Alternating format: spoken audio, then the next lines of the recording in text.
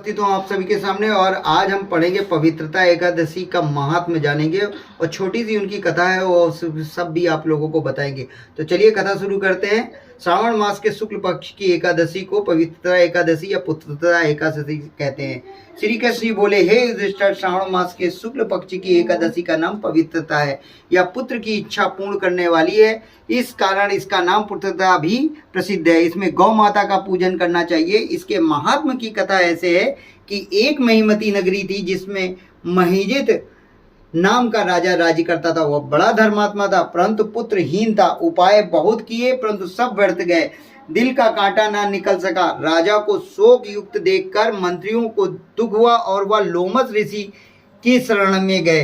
दंडवत प्रणाम कर विनय करने लगे, हमारे राजा के यहाँ पुत्र नहीं है, बेचारे शोक भवन में पड़े हैं। आप कृपा करके कोई उपाय बताइए जिससे उनके घर कुलदीप का प्रकाश हो। मुनि ने पूर्व दृष्टि से उसके पूर्व जन्म का कर्म देखकर कहा, तुम्हारा राजा पिछले जन्म के में महाकंगाल था और कुकर्मी था। एक गांव से दूसरे गांव घूमा करता था। एक दिन घूमते घूमते उसे कहीं जल ना मिला और अन्न ना मिला तो दूसरे दिन एक सरोवर मिला। वहां एक प्यासी गौ जल पीने को आई।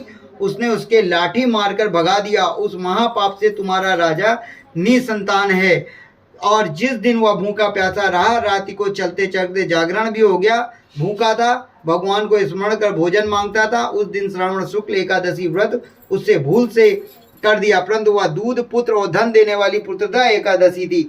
इसके प्रभाव से राजा को राज्य मिला और गौ के श्राप ने उसे निसंतान कर दिया। यदि आप लोग प्रजा सहित श्रावण शुक्ल एकादशी की विधि सहित व्रत करो और फल अपने राजा को प्रदान करो तो निश्चय ही उसके घर में पुत्र होगा। व्रत की विधि यह है, गौ का पूजन करना, उनको मधुर जल और मधुर फलों से प्रसन्न कर द्वादशी के दिन उन्हें पेट भर के लड्डू और पूरी इत्यादि मिष्टान का भोग लगाना, उनका आशीर्वाद और पुत्रदा एकादशी का महात्म्य एक समान है। मुनि की शिक्षा से मंत्रियों ने प्रजा सहित और राजा ने परिवार सहित पुत्रदा एकादशी का व्रत कर रात्रि को कीर्तन किया और गौ का पूजन कर पुत्र को प्राप्त किया।